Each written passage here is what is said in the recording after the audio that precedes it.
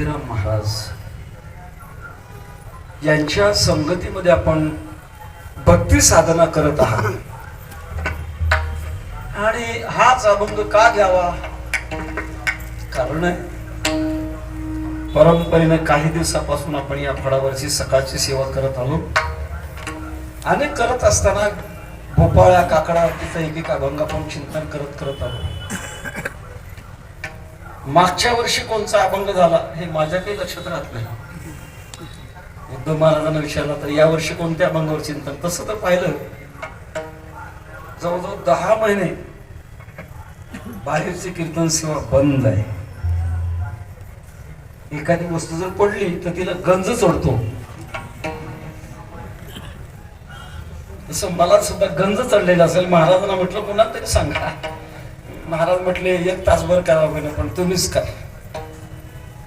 मोतीराम महाराजांचीच कृपा असेल आणि त्या आग्रहानं गळेल तेवढी सेवा करण्याकरता आपण उभं राहिलो. वारकरी संपदामध्ये जी काही अभंग संपदा आहे त्या अभंग संपदेचे वेगळे वेगळे अशा प्रकारचे परिणाम आहेत. त्यातला भोपाळ्या काकडावरतीचा परिणाम माणसाच्या हृदयावर होत असतो.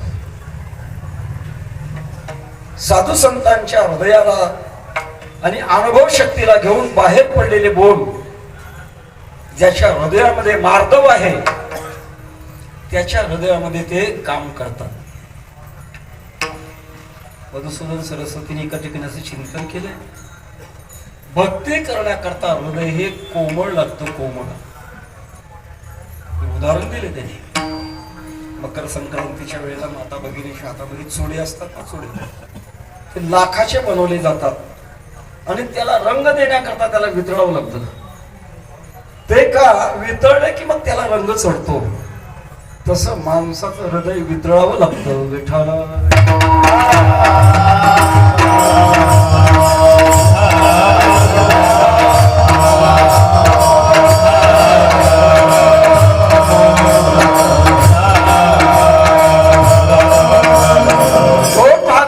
एका दृष्टिकोनातून आपली बुद्धी आपल्याला जशी प्रेरणा देईल त्याप्रमाणे आपण दिशा पकडत असतो. पण चालत असताना मात्र हृदयाची साथ असणं अत्यंत आवश्यक आहे. तमोगुणी हृदय, रजोगुणी हृदय, सत्वगुणी हृदय, प्रत्येकाचे पूर्व काळातले संस्कार त्या हृदयावर घडत असतात. सामान्यतः माणूस आपल्या बुद्धीचा विकास करण्याकरता प्रयत्न करतो, पण बुद्धीच्या विकासापेक्षा देखील हृदयाचा विकास अत्यंत महत्वाचा आहे. बुद्धी आपल्याला फक्त दिशा दाखवेल, हे चांगलं आहे किंवा वाईट आहे अशा प्रकारचा विकास दाखवेल बुद्धी, पण त्याप्रमाणे चालण्याकरता मात्र हृदयाची साथ पाहिजे. आणि असं हृदय निर्माण होणं दुर्मिळ आहे. चालो जाणे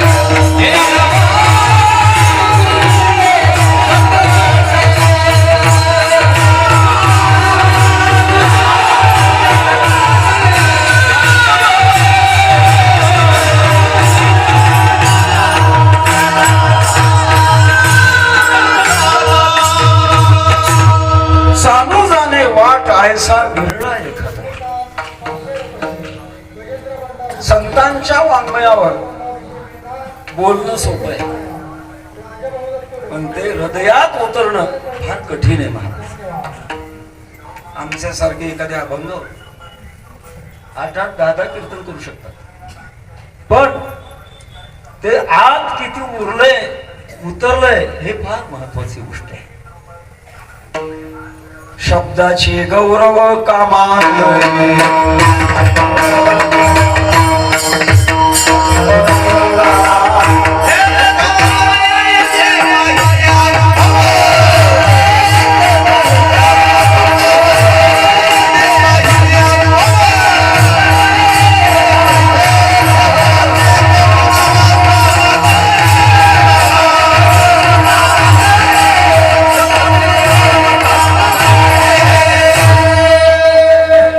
महाराजचा दरबार आहे. महाराज संपूर्ण दरबार आहे. इथं काय कसंही म्हणा.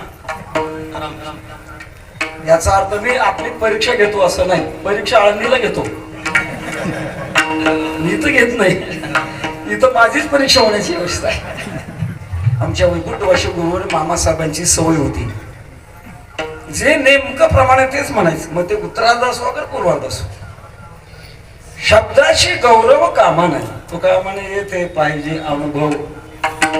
शब्दाचे गौरव कामा नये, तैसे शब्द ज्ञानी करीती चावटी.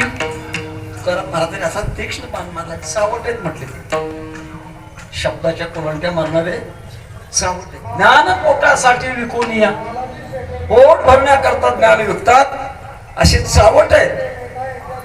अनुभव व्हावा, बुद्धी वाढली म्हणजे परमार्थात आपण काही कमवलं असं नाही म्हणा. बुद्धी फार झालं तर आपल्याला प्रेरणा देईल, पण मात्र त्याचा अनुभव घेण्याकरता आपल्या हृदयाचा फार मोठा संबंध आहे. थोडे माफी मागून बोलतो. बऱ्याच काळात माझ्या डोक्यामध्ये असा विषय असा की हृदय. हृदय म्हणजे काय? आपल्या संप्रदायातल्या मोठ्या मोठ्या विद्वानांना मी नम्रतेने विचारलं की हृदय म्हणजे काय? कोण हृदय म्हणजे काय? मन, बुद्धी, चित्त आणि अहंकार. म्हणून मला पटलं नाही. का बरं? ज्ञानोबांची ओवी आहे, आता हृदय ही आपुले मध्ये चार पाय कोणते? मग मात्र त्यांना गप्प बसावं लागलं. हृदय ही एक वेगळी शक्ती आहे महाराज. हृदयोपनिषद नावाचं उपनिषद आहे, जे नाभीच्या व उजव्या बाजूला अंगुष्ठ मात्र प्रमाण सांगितलंय. डॉक्टर ते हार्टचं ऑपरेशन करतात ना, ते हृदय नाही, हे हृदय वेगळंच आहे. जिथं आपले सगळे संस्कार अनुभवात येतात. अलीकडच्या भाषेमध्ये संगणक म्हणा, अशा प्रकारचं एक संगणक आहे. सामान्य माणसाला बुद्धीची प्रगती झाली की फार बरं वाटतं, पण त्याच्यात फसवणूक आहे. आम्ही गंमत सांगत असतो. मुंबईला कॉलेजचे काही विद्यार्थी शिक्षण घेण्याकरता गेले होते. वार्षिक परीक्षा झाली. त्यांचं गाव होतं मद्रासकडलं, आणि आता गावाकडे जायचं याचा करता विटीवर आले. आता त्याचं नाव बदललेलं, शिवाजी टर्मिनल्स. मद्रास एक्सप्रेस लागलेली होती, गर्दी गच्च भरलेली होती, पाय ठेवायला जागा नाही. आता इतका दूरचा प्रवास करायचा, काय करायचं? त्याच्यामध्ये एक बुद्धिमान होता, त्यांनी इथं काही काळजी करू नका, याला तरी अरे लागे अवघे माझ्या मागे मागे, माझ्या मागे मागे. आणि मी बोलतो तसं बोलायचं. एका डब्याच्या तोंडाजवळ गेले, धावा पळा सर्प असला, धावा पळा सर्प आला, सर्प आला. आतल्या माणसाने विचार न करताना घे सामान उतर खाली, घे सामान उतर खाली. डबा मोकळा झाला. आणि ही मित्र मंडळी त्या डब्यामध्ये घुसली, दार लावलं, खिडक्या बंद केल्या. आता म्हणजे झोपून प्रवास करायचा. झोपी जाणारा म्हणजे दोन वर्ग आहेत. एक वर्ग असा आहे, आडवा झाल्यानंतर मग त्याला झोप लागते. दुसरी पगडती, अगोदर झोपतो मग आडवा होतो.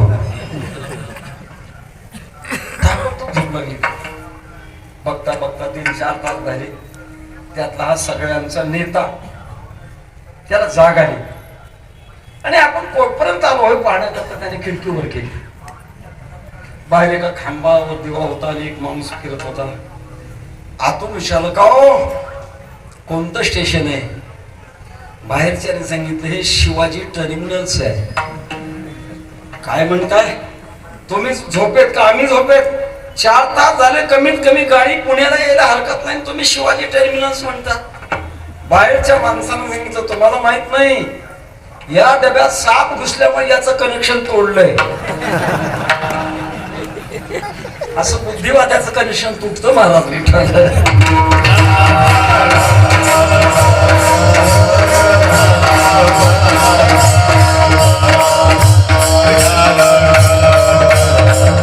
तेव्हा आपल्या संप्रदायामध्ये पहाटेच्या वेळा भोपाळ्या काकड आरती ही अभंग म्हणण्याची पद्धत आहे, परंपरा आहे. मला वाटतं अभंग पाठ करण्याकरता कोणालाही मालिका किंवा गाथा घेण्याची गरजच नाही, इतका प्रसिद्ध अभंग आहे. कारण भोपाळ्या काकड आरती यांचं समर्पण या अभंगाशिवाय घडू शकत नाही.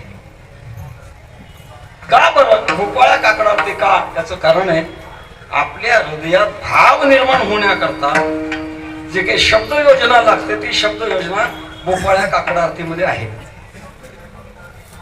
कारण भाव निर्माण करण्याचे काही साधन आहे, अनुभव, संचारी भाव, विभाव. आता ते शास्त्रीय चिंतन आहे, कशाला तिकडे जास्त नाही होत. ज्याच्यामुळे माणसाच्या अंतःकरणामध्ये अनुभवाचा भावाचा संचार होतो त्याचं नाव आहे संचारी भाव. आणि काही गोष्टीमुळे माणसाच्या मनातला भाव तुटतो. एखादा नास्तिक भेटावा आणि आस्तिक माणसाबरोबर चर्चा करताना त्याने उडवा उडवी करावी, तो विभाव आहे, विरुद्ध अशा प्रकारचा भाव आहे.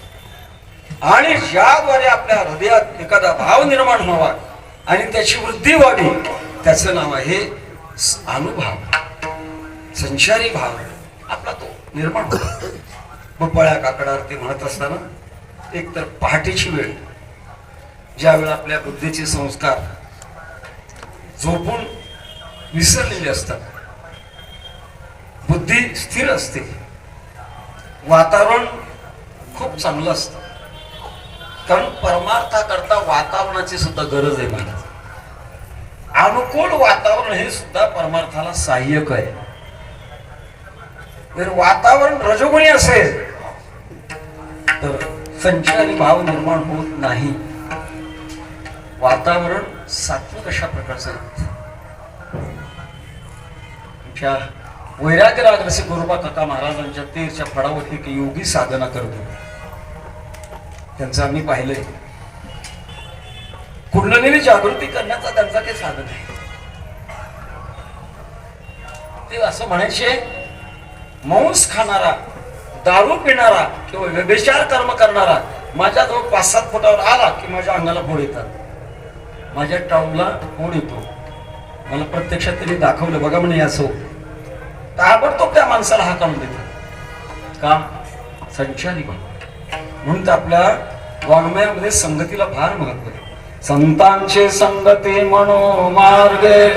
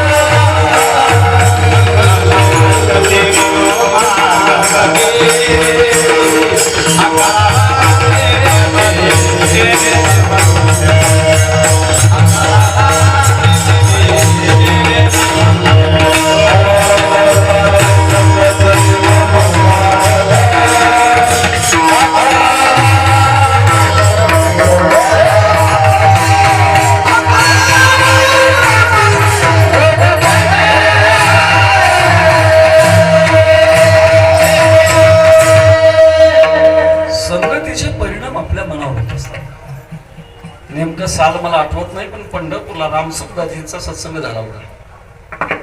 2 प्रकारचा सत्संग होता. बहुजन लोक करता सत्संग एक, आणि साधना करणाऱ्या साधकांच्या करता सत्संग पहाटे 4 वाजता, जे जिथे जिनवास स्थानावर होते तिथे.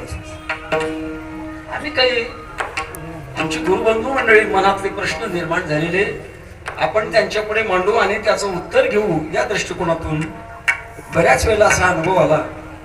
ठिकाणावर असताना शंका असायची, पण स्वामीजींच्या असं जवळ बसल्यानंतर ते प्रश्नच राहायचे नाही. चमत्कारच नाही. ज्याला ऊर्जा म्हणतात ना, ती ऊर्जा अत्यंत आवश्यक असते. मला हे सांगायचंय, शब्दातली ऊर्जा, हृदयातली ऊर्जा आपल्या जीवनामध्ये प्राप्त करून घेतलेली जी काही शक्ती आहे, त्या शक्तीची ऊर्जा. म्हणूनच आपण एक प्रमाण पाहतो, पडोनी राहीन तळे ठाई उगाच संतांचे पायी न मागे न करी काही तुझी आनगा. हे प्रमाण अनुभवात काय यावं याचं कारणच आहे. एक ऊर्जा आहे महाराज, ती ऊर्जा आहे. काही ऊर्जा आपल्याला शब्दातून मिळते, काही दृश्यातून मिळते. हे दृश्य आपण पाहिलं की ती ऊर्जा आपल्यावर येते. अधिक विस्तारानं सांगायचं कारण नाही, पण हे परिणाम आपल्या वृत्तीवर आणि शेवटी हृदयावर घडत असतात. आणि त्या हृदयाची प्रसन्नता होणं अत्यंत आवश्यक आहे.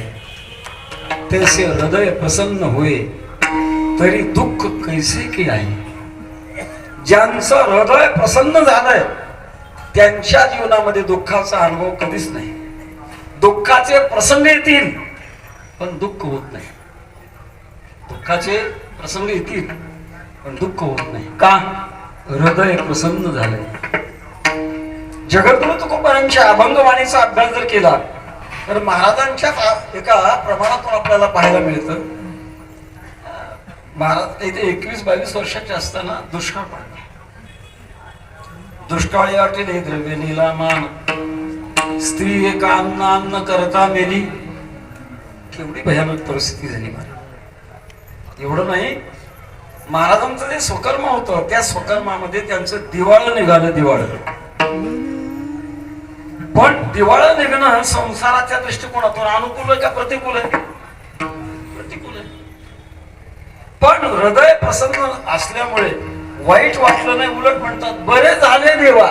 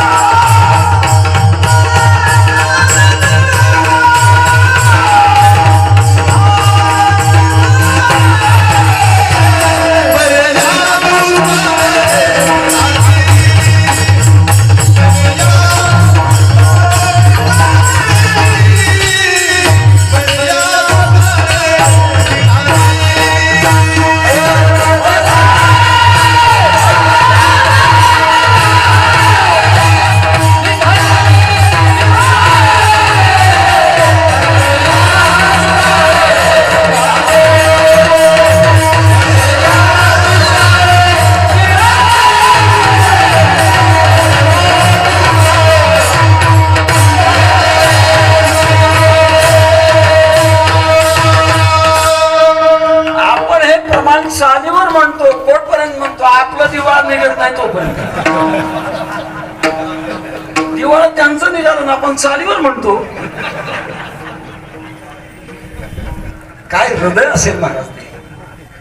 ज्या हृदयामध्ये दुःखाचा कुठेही अशा प्रकारचा स्पर्श होत नाही, त्याचं कारण त्यांच्या हृदयाची फार मोठी प्रगती झालेली आहे.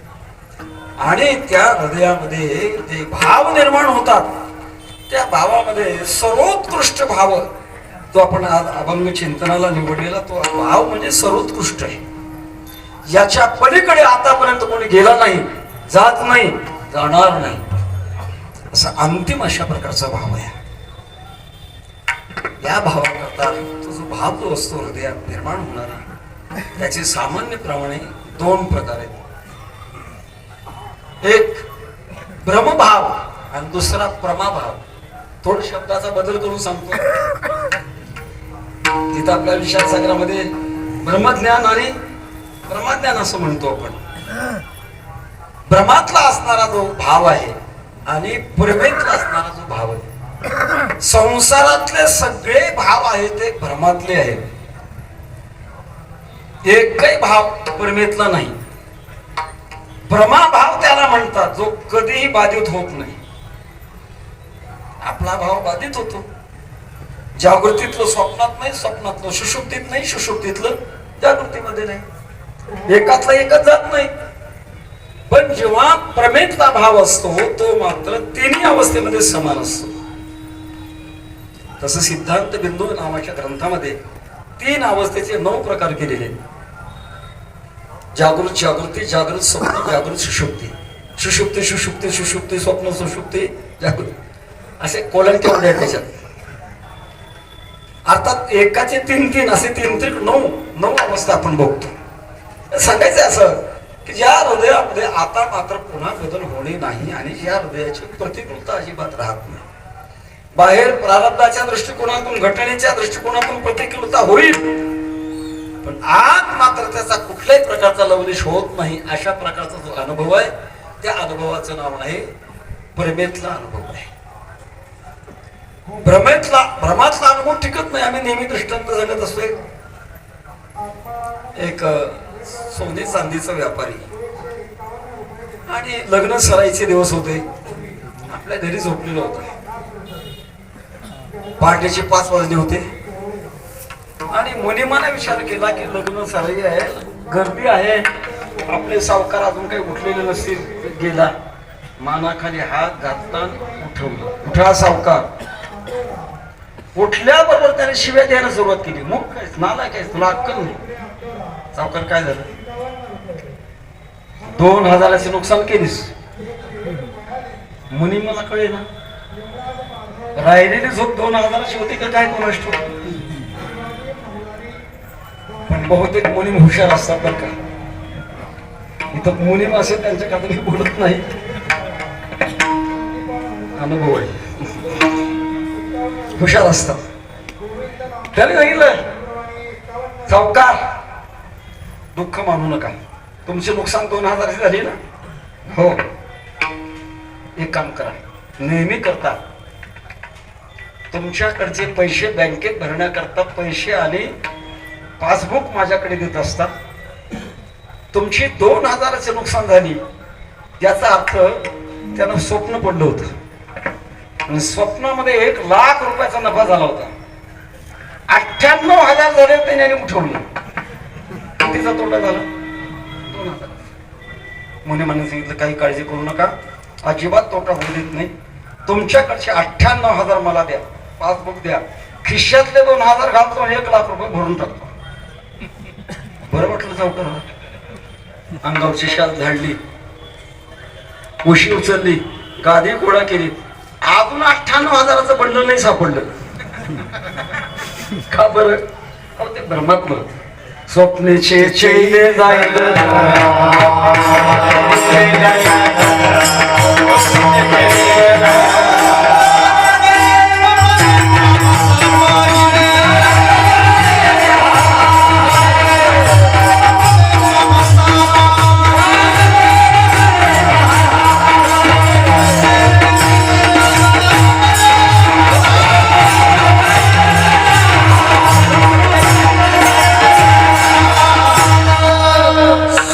स्वप्ने महिमा. तसं संतांच्या दृष्टिकोनातून आपण जरी सध्या जागे असलो, त्यांच्या दृष्टिकोनातून दीर्घ स्वप्न आहे आणि ह्या दीर्घ स्वप्नाला मावळण्याकरता मोठी परमार्थाची साधना आहे, भक्तीची साधना आहे. आणि त्या भक्तीच्या साधनेमध्ये जेव्हा पूर्णत्व प्राप्त होतं तेव्हा मात्र उद्गार कसे बाहेर पडतात ते अभंगाच्या पहिले.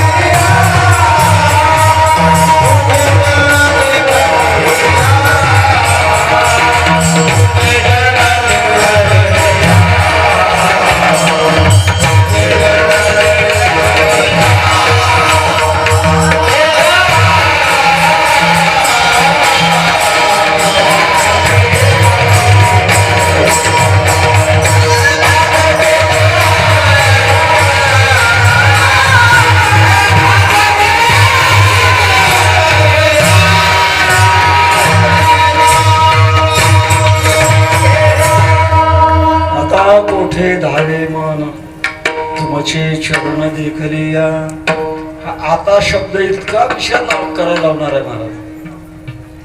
आता शब्द आपल्याला एक कीर्तन करता येईल, पण मी नाही करणार तसं. व्याकरणाच्या दृष्टिकोनातून हे अव्यय.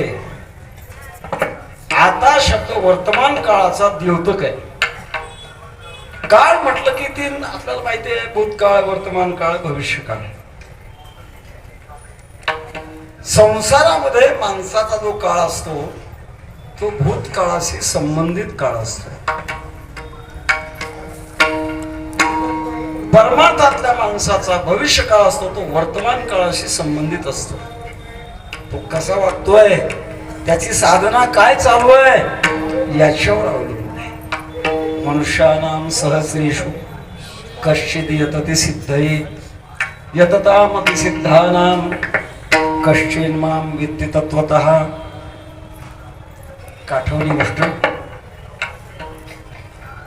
वैकुंठवाशी परमपूज्य गुरुवर रामकृष्ण भाऊ एडसीकड तापडी हे म्हणायचे, पंढरीची वारी आली, लाखानं माणसं आहेत, खरे परमार्थिक एवढे नसतातच.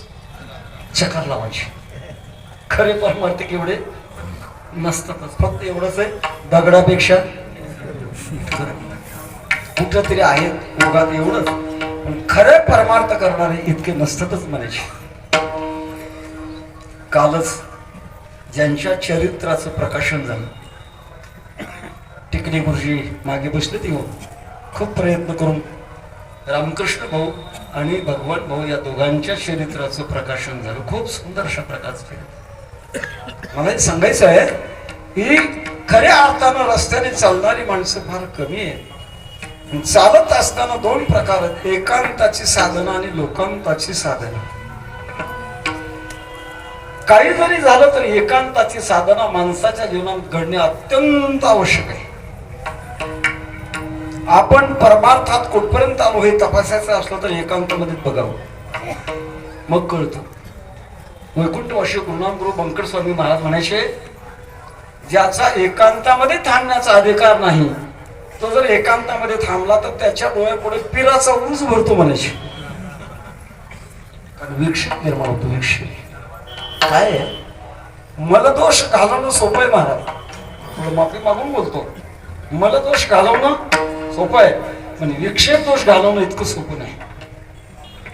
बड्याना त्याचा प्रश्न पडतो, ज्यांच्या रथाचे घोडे स्वतः जगाचा मालक हाकतोय त्यांची तक्रार चंचला मे म्हणा कृष्ण प्रमाते बलभद्र. देवा काय करावं, चंचल आहे. अनेक तक्रारी आपण नेहमी प्रमाणाने सिद्ध करणारे आहोत. तेव्हा हा विक्षेप दोष गेला पाहिजे. विक्षेप दोष जाण्याकरता वर्तमान काळाची साधना अत्यंत आवश्यक आहे, एकांताची साधना अत्यंत आवश्यक आहे. एकांताचे सुख देई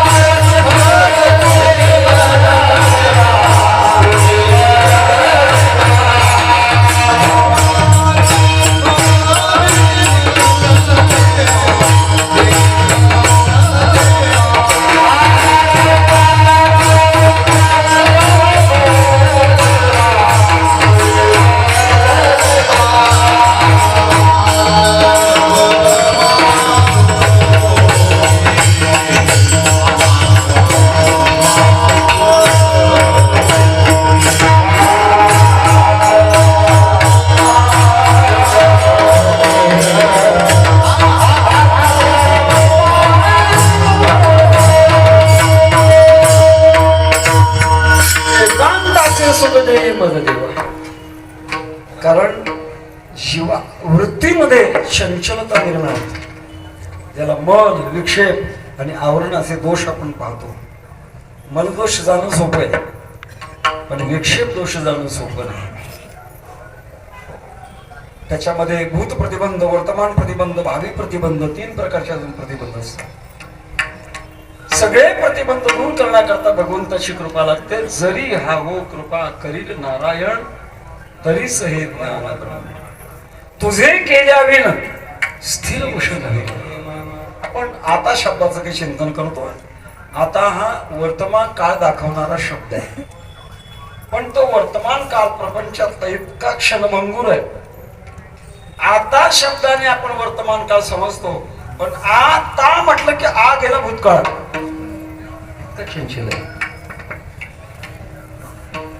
तो भूतकाळामध्ये जातो. फक्त परमार्थामध्ये मात्र वर्तमान काळ संपत नाही. हस्त नाही आता एकची मोहरा, पासोनी अंधारा दुरी झालो. एकदा का परमार्थाच्या क्षेत्रात, भक्तीच्या क्षेत्रामध्ये वर्तमान काळ सिद्ध झाला, पुन्हा तो भूतकाळात जात नाही. संसारामध्ये भूतकाळातलं वर्तमान काळावर अवलंबून आहे, भूतकाळावर वर्तमान काळ अवलंबून आहे. प्रसंग आहे, एक संन्यासी बुवा रस्त्याने चालले होते. समोरून प्रेत येत होत. संन्यास धर्मामध्ये काही अटी आहेत. संन्यासाने धातूला स्पर्श करायचा नाही. संन्यासाने मंदिरामध्ये गेल्यानंतर देवाच्या पायात डोकं ठेवायचं नाही. हातातला दंड देवाला दाखवायचा, तो त्याचा नमस्कार. संन्याशाला जन्म देणारी आई पुढे जर आली तर तिच्या पायावर डोकं ठेवायचं. आणि संन्याशाने प्रेत पाहायचं नाही. संन्याशी पण रस्त्याने चालले होते, पूर्ण अंत्ययात्रा येत होती. मनाचा स्वभाव आहे, ते करायचं नाही म्हटलं की ते मुद्दाम केल्याशिवाय राहत. काही माणसं प्रेताला भेटतात, डोळे झाकतात, एवढ्याला भागत नाही, हात झाकतात, पण मोठ्याच्या सांध्यातून पाहिल्याशिवाय राहत नाही. काय करावं? संन्याशी कोणी दार उघडं होतं, त्या घरामध्ये गेले. आता घरात गेल्यानंतर काही दिसायचं काम नाही. योगायोगाने त्या घर मालकीने आपल्या दासीला सांगितलं, अगं बाहेर रस्त्यावर गोंगाट चालू आहे, गर्दी आहे. काय गर्दी आहे बघून तरी. दासी गेली, बाहेर बघून आली. मालकीन बाई, कोणीतरी गावातलं गेलंय आणि त्याची अंत्ययात्रा चालू आहे. असं का? आता परत जा. तो स्वर्गाला गेला का नरकाला गेलाय बघून ये. दाशी बाहेर गेली. संन्याशीबाने तोंडात बोट घातलं. या घर मालकिनीची दासी, मेलेला माणूस स्वर्गाला गेला का नरकाला गेला तिला कळतंय. कसं कळतं? मोठी माणसं तीच होतात जी मोठ्याला मोठं समजतात, तीच माणसं मोठी होतात. जे स्वतःपेक्षा कोणालाच मोठं समजत नाही ते कधीच मोठी होत नाही, तशीच राहतात. संन्यासीपानी घर मालकीने नमस्कार केला. आई साहेब, शरण आहे तुम्हाला. अहो, 4 वेदाचं अध्ययन केलंय, 6 शास्त्राचं अध्ययन केलंय, 18 पुराणाचा अभ्यास केलाय, अजून मला कळलं. आणि तुमच्या दासीला कळत आहे स्वर्गाला गेला का नरकाला गेला. कसं काय कळत आहे? तर मालकीने सांगितलं, महाराज फार सोपं आहे. कसं? अंत्ययात्रा निघाल्यानंतर बहुतेक माणसं गप्प बसतात, पण एखादं बोलकं बोलल्याशिवाय राहत नाही. आणि ते जर असं बोललो ना, काय माणूस चांगला होता, गावचा पोशिंदा होता, अजून 10-15 वर्ष जगायला पाहिजे होता, कोणाला पोलीस ठाण्यात जाऊ दिलं नाही, कोणाच्या सावकाराला दाराला जाऊ दिलं नाही, फार चांगला होता, लाखातला माणूस होता, असं जर कोणी बोललं ना, समजायचं स्वर्गाला गेलं. आणि जर कोणी म्हणलं काय खट्याळ होता, फार दिवस झाला, मागच 10-15 वर्षापूर्वी जायला पाहिजे होता, समजायचं नरकाला गेलं. सगळ्यात समजायचा की आपल्याच कर्तव्यातून आपली गती आपल्याला प्राप्त होते. तेव्हा काही भूतकाळाला महत्व आहे. काही वेळेला भूतकाळात चिटकून राहिलेली माणसं असतात, भूतकाळाला चिटकून राहतात.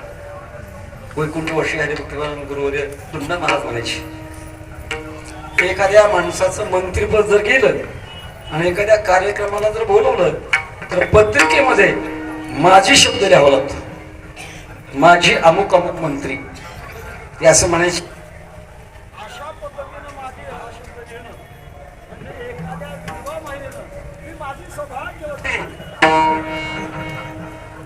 चिटकण्यासारखे चिटकून राहिलं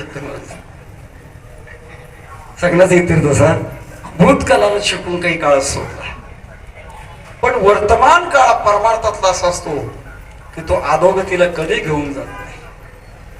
त्याचे कारण आहे त्याच्यामध्ये असणारी शक्ती निर्माण झालेली असते, ती शक्ती फलोन्मुख झालेली असते. तुकाराम महाराज आता शब्द वापरतात, पण आता शब्दाच्या बाबतीमध्ये पहिल्या चरणाचा थोडा विचार जर केला याच्यामध्ये प्रश्न आहे. काही प्रश्न समाधान बिघडल्यानंतर निर्माण होतात आणि काही प्रश्न समाधानात निर्माण होतात. दोन्ही टोकत नाही. समाधानातही प्रश्न आणि समाधान बिघडल्यानंतरही प्रश्न. बरं, प्रश्न निर्माण होतो केव्हा? पूर्ण अज्ञान असलं तरी प्रश्न निर्माण होत, पूर्ण ज्ञान असलं तरी प्रश्न निर्माण होत. मधला ज्ञानलो दुर्विदग्धम महापीठम नरम नरम जयती, अर्ध असणारा थोडं ज्ञान अर्धवट ज्ञान, त्याला प्रश्न निर्माण होतो. ज्याला अजिबात, तेव्हा मधल्या वर्गाला प्रश्न निर्माण होतो, खालच्याला नाही वर्षाला नाही. भातात खडा लागतो कोणाला? ज्याच्या तोंडात 32 सभासद आहेत त्याला. ज्याच्यातले 32 कायमचा राजीनामा देऊन गेले आणि कृत्रिम आले नाही, त्याच्या भातामध्ये मुठभर वाळू जरी मिसळतील कारण खडा लागायचं साधनच नाही. ज्याला अजिबात बुद्धी नाही, ज्याला काही कळत नाही, त्याला प्रश्न निर्माण होत नाही. गंमत आहे. एका ठिकाणी रामायण चालू होते आणि 6 महिने झालो.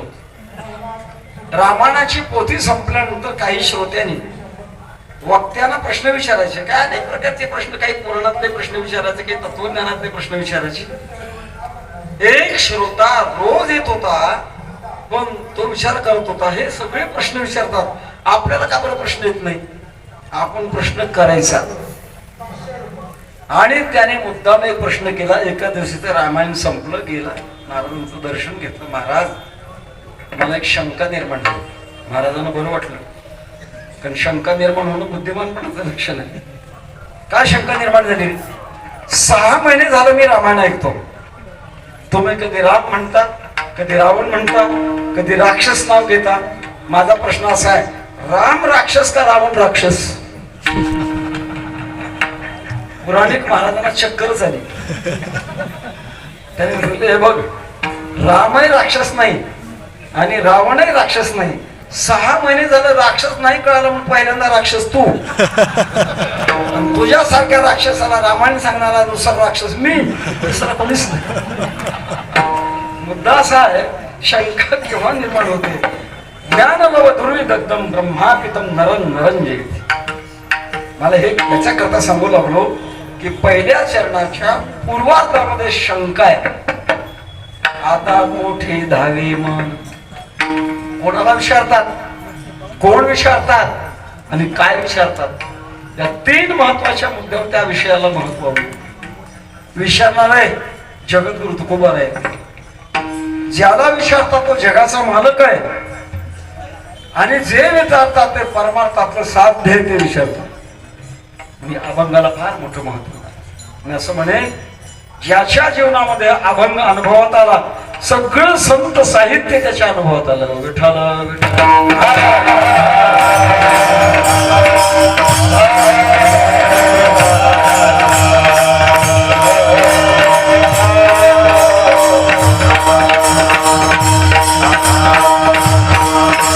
आता शब्दामध्ये महत्वाच्या काही कृपा आहेत, त्याच वेळेला आता शब्द वापरता येतो. पहिली आत्मकृपा आहे, दुसरी शास्त्र कृपा आहे, तिसरी संत किंवा गुरु कृपा आहे आणि चौथी भगवत कृपा आहे. या 4 कृपा सिद्ध झाल्याशिवाय आता शब्द बाहेर पडू शकत नाही. या आता शब्दाचं चिंतन होऊ शकत नाही. आता शब्द जेव्हा या 4 कृपा ओलांडल्या तरच आता शब्द सार्थ होऊ शकतो. पहिल्यांदा आत्मकृपा लागते. महाराज, आपलाच आत्मा आपल्याशी आणून राहावा. उद्धरेत आत्मात्मानम आत्मानम अवसादेत आत्मैव ह्यात्मनो बंधू रात्मैव रिपुरा आपुले आपण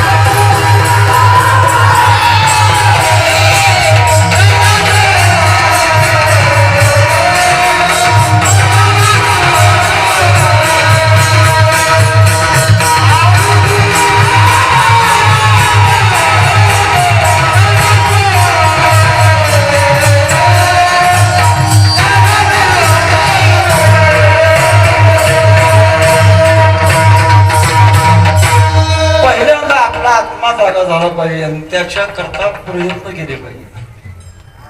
सामान्य माणसाच्या मनामध्ये भावना असेल, दानोबाला कृपा करतील, तुकोबाला कृपा करतील, पांडुरंग परमात्मा कृपा करतील, निखालस भ्रम आहे. कोणी मिळेल तुम्ही तर आता नास्तिकवाद सांगायला लागला. कृपा करतील ही खरं आहे, पण कृपा करण्याच्या योग्यतेला आपण झाल्यानंतर आपल्या अंतःकरणामध्ये भावना असते. ज्ञानोबाने रेडा बोलवला, रेड्यावर कृपा केली, होता कृपा तुमची पशु बोले. माझा असा प्रश्न आहे, ज्ञानेश्वर महाराजांनी किती रेडे बोलवले? अच्युत महाराज एकच बोलवलं. कसं थिएटर लावलं, एक प्रत्येक गुरुवारी रेडा बोलवण्यात येईल असं झालं कधी? एकच का? तो त्या योग्यतेचा होताच म्हणूनच त्याला बोलवलं गेलं. निखालच भ्रम आहे. जोपर्यंत आपण प्रयत्न खरे करत नाही तोपर्यंत आपण पुढे जाऊ शकत नाही. भगवान सांगतात, प्रयत्न आद्यतमान असतो योगी संशुद्ध किल्बिषा. याच साडे केला होता करावं लागेल. जोपर्यंत आपण प्रयत्न करत नाही, आपला आत्मा जागा होत नाही, आपण आपले मित्र होत नाही, तोपर्यंत पहिलं पाऊल पडत नाही. निजामच्या काळातली गोष्ट म्हणतात, ऐकलेली. निजामाने आपल्या दरबारामध्ये एक सनई वादक ठेवला होता. ध्वनी लहरीमध्ये फार फरक आहे महाराज. काही ध्वनी सात्विक असतात, काही ध्वनी रजोगुणी असतात आणि काही ध्वनी तमोगुणी असतात. मृदंग सत्वगुणी, तबला रजोगुणी आणि ढोलकी ध्वनीमध्ये फरक आहे. फार मोठा प्रसंग आहे. आमचे चुलते वैकुंठवासी पद्मश्री शंकर बापू आपेगावकर यांच्या गुरुच्या गुरुचा फार मोठा प्रसंग आहे. पण आता वेळ जाईल सांगण्या ध्वनीमध्ये काय ताकद आहे. तेव्हा ज्या दरबार भराचा त्या ठिकाणी तो सनई वादक त्याने सकाळी 1 घंटाभर सनई वाजवायची आणि त्याच्या ध्वनी लहरी त्या दरबारामध्ये राहायच्या, त्या काम करायच्या. त्याला जहागिरी दिली होती. त्याला एकुलता एक मुलगा.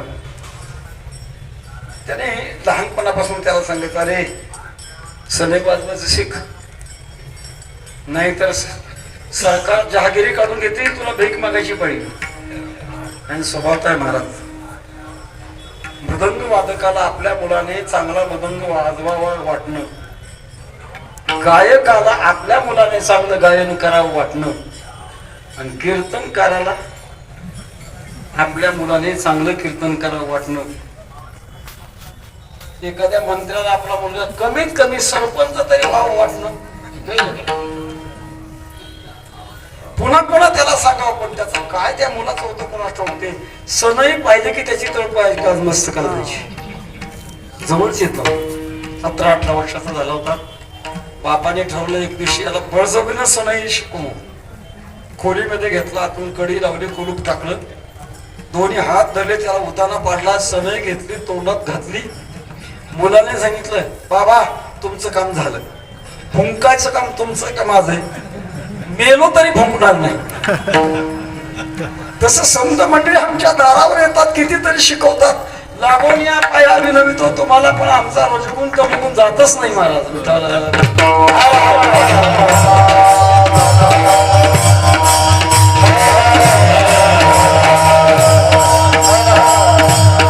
सगळ्याचा इथे तसा आत्मकृपा हवी लागते, नंतर शास्त्र कृपा व्हावी लागते. तस्मात् शास्त्रम प्रमाणन्ते कार्याकार्ये व्यवस्थितो ज्ञात्वा शास्त्र विधानोक्तम कर्म कर्तुमिहारसि. चांगलं काय वाईट काय या कारणे पै बापा जया अति आपुली कृपा तेने वेदाच्या निरूपा आनंद की. ज्याला आत्मकृपा आहे त्याने श्रुती स्मृतीचे अर्थ आपणच होऊन मूर्त अनुष्ठाने जगा देत वडील जे ते अर्थ आपण पाहिले पाहिजे, त्याची आपल्याला कृपा व्हायला पाहिजे. नंतर गुरु कृपा किंवा संत कृपा व्हायला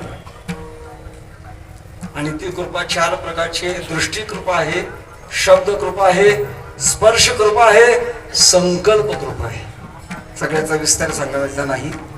आणि या कृपेतून जेव्हा पुढे गेल्यानंतर तो भगवान परमात्म्याच्या दर्शनाकरता तळमळ करतो, त्याचे प्राण कासावीस होतात.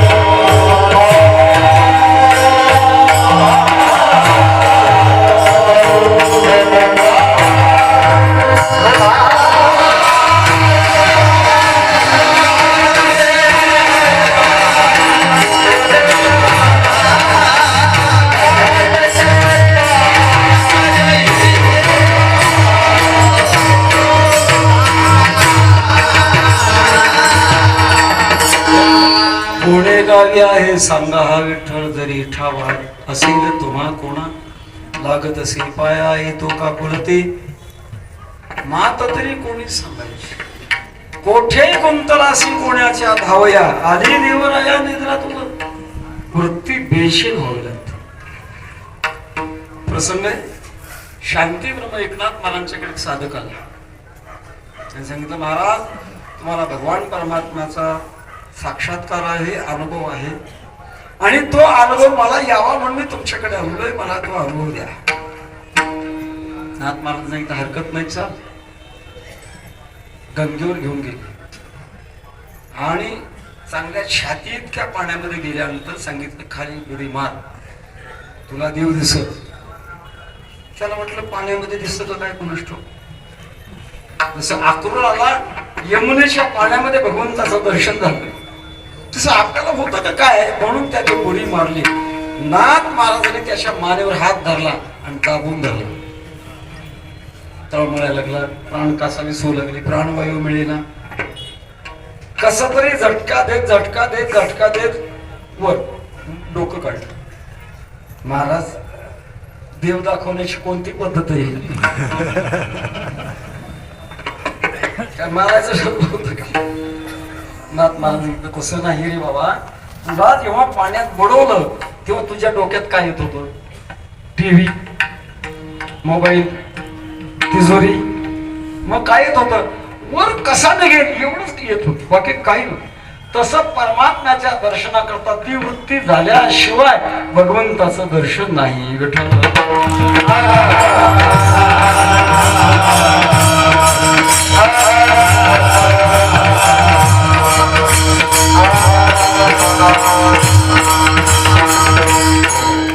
पूज्य रामसुखदासजी म्हणायचे, तीव्र तळमळ हे परमात्म्याच्या दर्शनाचं जवळचं साधन आहे.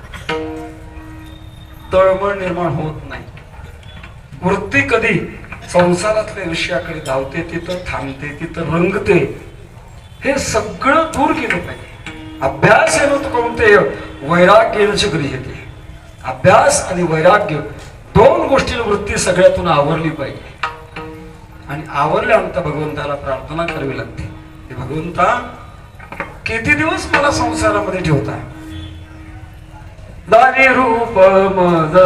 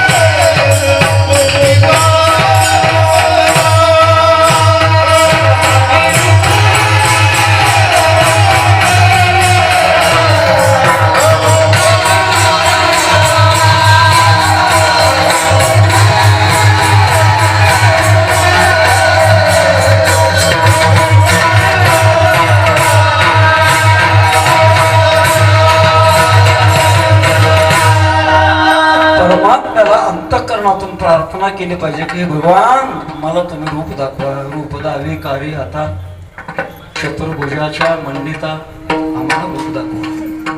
ही वृत्ती जगाचा मालक आहे, त्याच्या दर्शनाने प्राप्त झालेली अवस्था आणि त्याचे आपल्या वृत्तीवर होणारे परिणाम, मनावर होणारे परिणाम ते कसे झाले ते आता धावत नाही. एरवी माणसाचं मन धावतं नेहमी विषय आपण भगवंतालाच विचारता, देवा आता माझं मन कुठे धावणार आहे. याचा अर्थ असा, भूतकाळामध्ये ते धावत होतं, आता धावत नाही. का धावत नाही? धाव का बंद पडली? जेव्हा एकीकरण होतं तेव्हा धाव बंद पडली. गंगा ब्रह्मगिरीहून निघते, धावत राहते. कोठपर्यंत धावते? जिथून निघाले तेथपर्यंत जाईपर्यंत ते धावते. आणि एकदा का समुद्राला प्राप्त झाली मग मात्र तिचं धावणं थांबत. तुका म्हणे गंगा सागर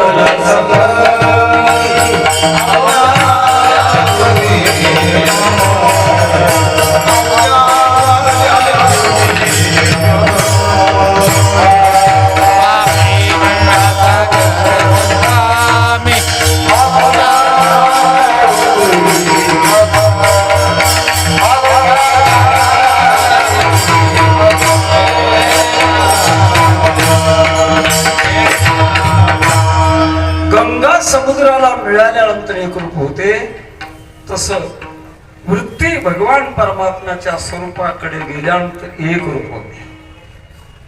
बराच विषयाला इथे एक रूप होण्याकरता साजात्य लागतं, म्हणजे सारखेपणा लागतो. सारखेपणा असेल तर एकरूपता होते. विषयातील गोष्टीची एकरूपता होत नाही. जीवनी पाषाण असता कर्पवरी पाहता भितरी पूर्ण. पाणी द्रवरूप आहे आणि दगड घनरूप आहे. दोघांची एकता कधीच होणार नाही. ऐक्य होण्याकरता साजात्य लागतं, सारखं एकीकरण लागतं. आता दोन्ही एक झालं. वास्तविक मन हे अपंचकृत महाभूतापासून बनलेले आणि परमात्मा पंचमहाभूताच्या पलीकडचा आहे. पण जेव्हा त्या मनाने भगवान परमात्म्याचं चिंतन करताना, भगवंताच्या दर्शनाकरता साधना करत असताना त्याच्या आतले तिन्ही गुण बाजूला गेले आणि बाजूला गेल्यानंतर परमात्म्याचं जेव्हा दर्शन होतं तेव्हा मात्र वेगळेपणा राहत नाही. विठोबाने नो कैसी भेटी उरणे नाही जीवीसाठी. परमात्म्याचं खरं दर्शन झाल्यानंतर पुन्हा वेगळा उरत नाही. बराच प्रश्न आहे. आम्ही पांडुरंगाचं दर्शन घेतो, 48 तास उभं राहून दर्शन घेतो, आम्हाला का अनुभव नाही? त्याचं उत्तर मी आम्ही नेहमी देत असतो. आपण देवाचं दर्शन घेणं वेगळं आणि देवाने आपल्याला दर्शन देणं. दर्शन घेऊ नये का? जरूर घ्यावं. का घ्यावं? देवाने आपल्याला दर्शन देण्याची योग्यता आपल्यात बनावी, तेवढ्या करता दर्शन घ्यावं. पण जेव्हा मात्र आपण योग्य बनू तेव्हा मात्र भगवान परमात्मा आपण दर्शन देणार. आणि ती अवस्था प्राप्त झाल्यानंतर या प्रश्नामध्ये समाधान आहे. काही प्रश्नामध्ये समाधान नसतं, पण हा प्रश्न समाधान उत्तर अशा प्रकारच्या काळातला आहे. भगवद्गीतेच्या काही अध्यायामध्ये भक्तश्रेष्ठ अर्जुनाने प्रश्न केले, किम तत् ब्रह्म किम अध्यात्म किम कर्म पुरुषोत्तम. 8व्या अध्यायाच्या सुरुवातीला प्रश्न आहे. एवं सतत युक्ता भक्तास्त्वाम पर्युपासते. 12व्या अध्यायातल्या पहिल्या श्लोकामध्ये प्रश्न आहे. तिथं समाधान नाही. ते समाधान बिघडल्यानंतरचा प्रश्न आहे. जेव्हा वृत्ती चलबिचल होते, वृत्तीमध्ये स्थैर्य राहत नाही, अशा वेळेला चंचल अवस्थेतले ते प्रश्न. एक प्रकारचा फार मोठा संवाद आहे आणि या संवादातून परमात्म्याच्या दर्शनाची श्रेष्ठता आहे. आतापर्यंत आमचं जगामध्ये मन गेलं कदाचित ब्रह्मांडामध्ये फिरून आला असेल, पण ते मात्र त्याचं धावणं संपलं नाही, त्याचं धावणं चालूच होतं. भगवान तुमचे चरण देखलिया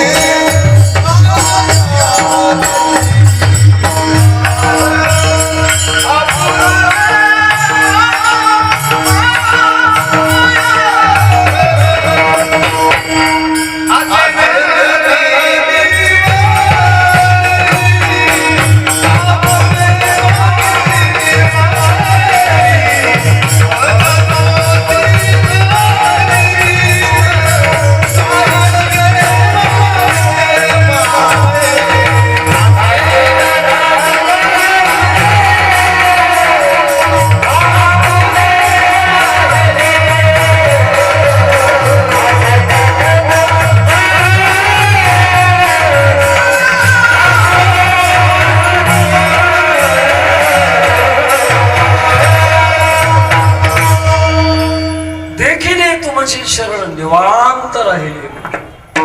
कासया तेजिन प्राण आपुला गे मागे. जीवाची व्याख्या करत असताना अंतःकरण मनोवृत्त आनंद प्रतिबिंबते. आनंद अंतःकरणामध्ये परमाब्रह्माचं पडलेलं जे चैतन्य आहे त्यात ती गला म्हणून जीव म्हणतात. तत्संगो जीव उच्चारे. याच्यातलं जे ज्याच्यामध्ये प्रतिबिंब पडतंय ते जर चित्त परमात्म्याच्या स्वरूपाशी एकरूप झालं तर धाव बंद पडली. जोपर्यंत धाव आहे तोपर्यंत दुःख आहे, आणि धाव का संपली मग मात्र दुःख. संसारातला आपला रोजचा अनुभव आहे.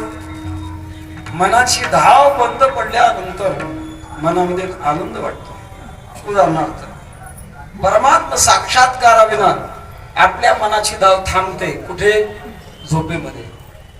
ते अज्ञानामध्ये लीन असतं, आणि म्हणून झोपेमध्ये माणसाला दुःख होतं का सुख होतं? सुख होतं. म्हणूनच काही माणसं 4 तास झोपतात, कोणी 6, 8, 10, 12, 14. ज्याचा गुरु संप्रदाय मोठा त्याची झोपही मोठी. का बरं? धाव बंद झाली. धाव बंद. जोपर्यंत मनाचा विक्षेप आहे तोपर्यंत मात्र सुख दुःखाचे फटके भोगावेच लागणार आहे. धाव बंद करणं हे भगवंताच्या साक्षात्काराचं जवळचं साधन आहे. छोटा नाथ महाराजांच्या जीवनातला प्रसंग आठवला. नाथ महाराजांच्याकडे असाच एक साधक आला होता. महाराज मला देवाचं दर्शन घडवून द्या. नाथ महाराज हरकत नाही, गंगेवर जा, स्नान कर, आणि परत येत असताना अशी वस्तू पहा की जी नेहमी पाण्यात येत नाही. अशी वस्तू 5 मिनिटं बघ. काठावर एक उंट भरून पडलेला होता. आता उंट काय नेहमी पाण्याची वस्तू आहे का? त्यातल्या आपल्या महाराष्ट्रात तर कधीच पाण्याची वस्तू आहे. मरून पडलेला उंट त्याने वरून 5 मिनिटं पाहिला. नाथ महाराजांच्याकडे आला. महाराज तुम्ही सांगितल्याप्रमाणे स्नानही केलंय, आणि नेहमी न पाण्यात असणारी वस्तू 5 मिनिटं पाहून तुमच्याकडे आलोय, आता मला देऊ दाखवा. नाथ महाराजांनी एक ग्लासभर दूध आणायला होतं आणि सांगितलं ग्लासभर दूध का पिलास की तुला देव दिसणार आहे. पण काय? जो तू उंट पाहिला ना तो उंट तुझ्या मनात नाही आला पाहिजे. आणि जर उंट मनात येऊन दूध जर पिला असतो तर विश्व पटकन मरशील. धाक बसतो. ठीक, ग्लास घ्यायचा, 5-6 इंच वर उचलला, उंटाची कान लक्षात येईल. पुन्हा ग्लास खाली ठेवायचं. थोडा वेळ तो विसर पडायचा, पडल्यानंतर पुन्हा तो ग्लास वर घ्यायचा, ते थोडा वर ग्लास आला की ती उंटाची ओट डोळ्यापुढे यायची. बघता बघता 2 तास झाले पण दूध काही पिणं झालं नाही. आता ग्लास भर दूध प्यायला काय 2 तास लागतात का? पण ते पथ्य होतं ना. उंट जर लक्षात आला तर ते विश्व आलं तर पटकन मरणार. नाथ मला म्हणायचं, बाबा अरे 2 तास झाले तुला ते उंट तुझ्या डोक्यातला जात नाही. अनंत जन्मापासून संसार तुझ्या डोक्यात बसला, ते घालवण्याकरता प्रयत्न करावे लागतात, सहजासहजी ते जात नाही. आणि ते केल्यानंतर जेव्हा भगवान परमात्म्याचा अनुभव अर्थात कृपा होत असते, कृपा झाल्यानंतर भगवंताशी एकरूपता होत असते.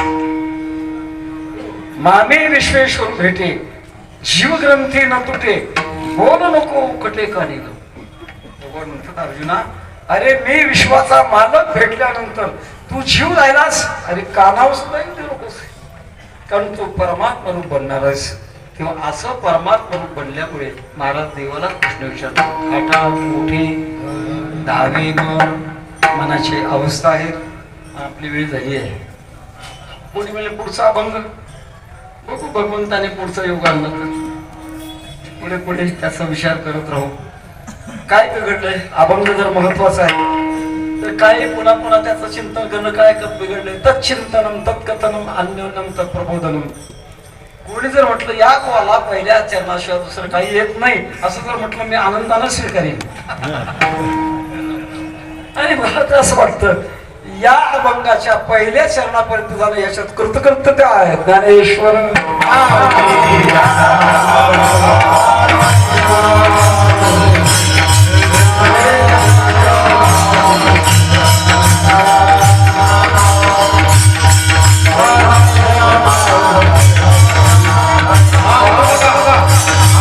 ठिकाणी तर महाराज चांगले सराईत मृदंग वादक बाजूला काढतात आणि शिकवून मृदंग वादक त्यांना ताल कळत नाही. सगळ्या आरतीचा पट्ट्या बोड. आरतीमध्ये महत्व आरतीशी गुन्हे गेले निर्पणामध्ये दृष्टिकोनातून आपण थांबा. फार मोठ्यांचं फळ आहे, फार महान उपास. आपल्या अलीकडच्या काळात महाराष्ट्रामध्ये अतिउच्च प्रतीची भक्ती साधना ज्यांनी केली असे संतश्रेष्ठ मोतीराम महाराज यांच्या कृपाक्षेत्राखाली आपण भक्तीची साधना करत आहात. त्याच्याकरता त्यांचा आशीर्वाद असण्याची गरज आहे. आपण येत आहे आपल्या आपल्या भागामध्ये देखील सहवासामध्ये राहता. पंढरीला आल्यानंतर इथे ती साधना घडावी एवढ्या करता ट्रस्टीज मंडळींनी जागा घेतली असेल आणि जागा घेतल्यानंतर इथे निवाऱ्याची देखील गरज आहे. ज्याला व्यवस्था म्हणतात त्या व्यवस्थेची गरज आहे. ट्रस्टीज मंडळीने जवळजवळ 5 कोटीचा आराखडा हे बांधकाम करण्याकरता काढलेला आहे. सगळे प्रामाणिक आहेत. आपण बहुतेक परभणी जिल्ह्यात असाल. परभणी जिल्हा खूप श्रीमंताचा जिल्हा आहे. गंगेचा काठ आहे. अर्थात बाकीच्यांनी वर्गणी देऊ नये असं नाही. आपला थोडा बहुत हातभार लावावा. कार्य पूर्ण होण्याकरता पैशाचे 3च उपयोग आहेत: भोग, संग्रह आणि दान. 4था उपयोग नाही. आपल्या कामाकरता लागणारा पैशाचा वापर करावा.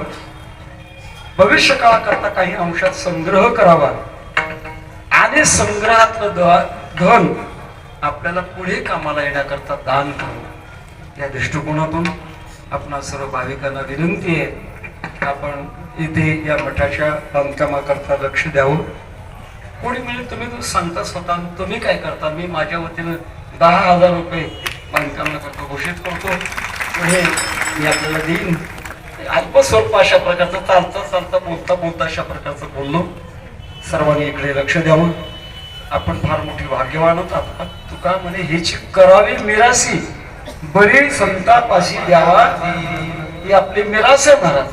आणि मिरास सांभाळण्याकरता प्रत्येकानं त्याच्याकडे लक्ष द्यावं अशा प्रकारची आपल्याकडे विनंती करून झालेली चिंतन सेवा भगवान पांडुरंग परमात्म्याच्या चरणामध्ये समर्पण करूया. भगवंताला प्रार्थना करू, भगवान महाराजांना जसं आपण साक्षात्कार दिला आणि तोच साक्षात्कार आम्हाला देखील होण्याची आवश्यकता आहे. याकरता आमच्यात असणारी अपूर्णता आपल्या कृपेने संतांचा सहवास घडावा आणि ती अपूर्णता उत्तर भरून निघावी आणि आमच्या जीवनामध्ये हा अनुभव आम्हाला यावा की आता कोठे धावे मन तुझे चरण देखलिया भाग गेला क्षीण गेला अवघा झाला आनंद त्रेमरसे बैसले मिठी अवकी लाठी पायासी तुका म्हणे आम्हा दोघे विठ्ठल भोगे खरे मा भाग गेला क्षीण गेला अवघा झाला सांगा.